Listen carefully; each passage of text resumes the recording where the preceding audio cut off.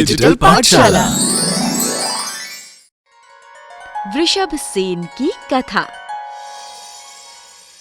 उज्जैन के राजा प्रद्योत एक दिन उन्मत्त हाथी पर बैठकर किसी घने जंगल में गए। हाथी उन्हें बड़ी दूर ले भागा और आगे आगे भागता ही चला गया। राजा ने हाथी को ठहराने की बड़ी कोशिश की, पर उसमें वे असफल हुए। भाग्य से हाथी एक झाड़ के नीचे होकर जा रहा था कि वे उसकी टहनी पकड़कर लटक गए और फिर धीरे धीरे नीचे उतर आए। वहां से चलकर वे खेत नाम के एक छोटे से पर बहुत सुंदर गांव के पास पहुँचे। बड़ी प्यास लगने के कारण वहां एक पनघट पर जाकर बैठ गए। उन्होंने उसी समय पनघट पर पानी भरने को आई हुई जिनपाल की लड़की जिनदत्ता से जल पिला देने के लिए कहा। उसने इनके चेहरे के रंग ढंग से कोई बड़ा आदमी समझकर जल पिला दिया। उसके बाद जिनदत्ता ने अपने घर पर आकर अपने पिता से प्रद्योत का हाल कहा। सारी बातें सुनकर जिनपाल दौड़ते हुए गए और उन्हें अपने घर लेकर आए। उनको बड़े आदर सत्कार के साथ भोजन कराया। राजा प्रद्योत उनकी इस मेहमान नवाजी से बड़े प्रसन्न हुए।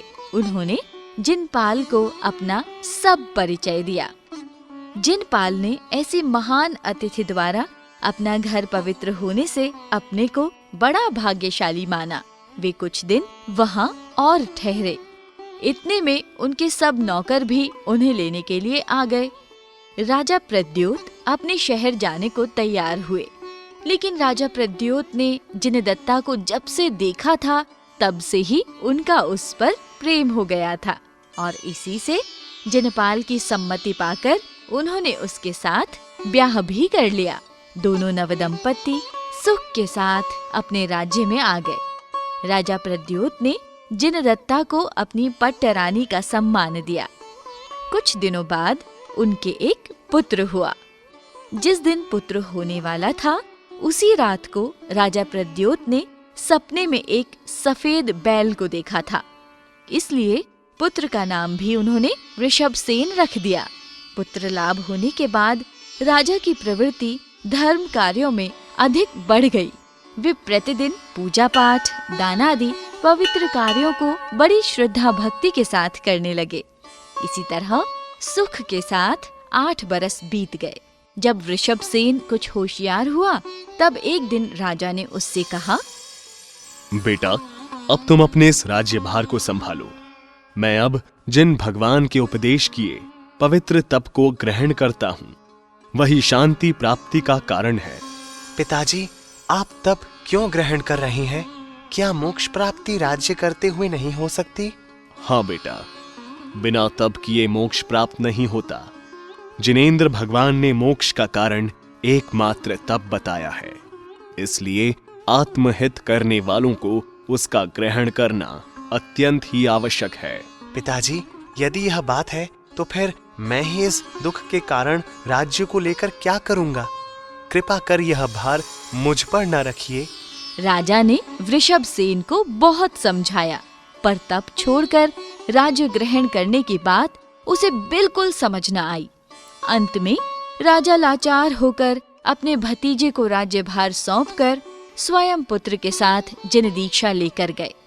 यहाँ से वृषभ सेन मुनि तपस्या करते हुए अकेले ही देश विदेशों में धर्मोपदेशार्थ घूमते फिरते एक दिन कौशाम्बी के पास आकर एक छोटी सी पहाड़ी पर ठहरे।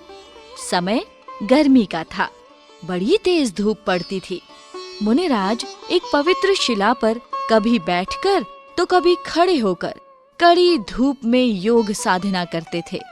उनकी इस कड़ी तपस्या और आत्म तेज से लोगों की उन पर तथा जैन धर्म पर बड़ी श्रद्धा हो गई। एक दिन चारित्र चूड़ामणि श्री वृषभ सेन मुनि आहार के लिए शहर में गए थे कि पीछे किसी जैन धर्म प्रभाव को न सहने वाले एक मनुष्य ने मुनिराज के ध्यान करने की शिला को आग से तपाकर लाल सुर्ख कर दिया। सच है, साधु महात्माओं का प्रभाव दुर्जनों से नहीं सहा जाता। जैसे सूरज के तेज को उल्लू नहीं सह सकता। मुनिराज आहार कर लौटे और उन्होंने शिला को अग्नि से तपी हुई देखा। यदि वे चाहते तो शरीर के मोहवश होकर अपनी रक्षा कर सकते थे, पर उनमें ये बात नहीं थी। वे कर्तव्यशील थे, अपनी प्रतिज्ञाओं के पालन को सर्वोच्च समझते थे। यही कारण था कि वे समाधि की शरण लेकर उस आग से धधकती शिला पर बैठ गए। उस समय उनके परिणाम इतने ऊंचे चढ़े कि उन्हें शिला पर बैठते ही केवल ज्ञान हो गया, और उसी समय अघातिया कर्मों का नाश कर उन्होंने निर्वाण लाभ किया। प्यारे बच्चों, आप जैसा एक छोटा बालक भी मुनि बन सकता है, तो हम धर्म का पालन क्यों नहीं कर सकते? जिस तरह वृषभसेन मुनिराज ने उष्ण परिशह पर विजय प्राप्त की, उसी तरह हम भी शरीर से मोह हटाकर गर्मी हो या सर्दी, उस पर भी विजय पा सकते हैं। जय जिनेंद्र। धन्यवाद।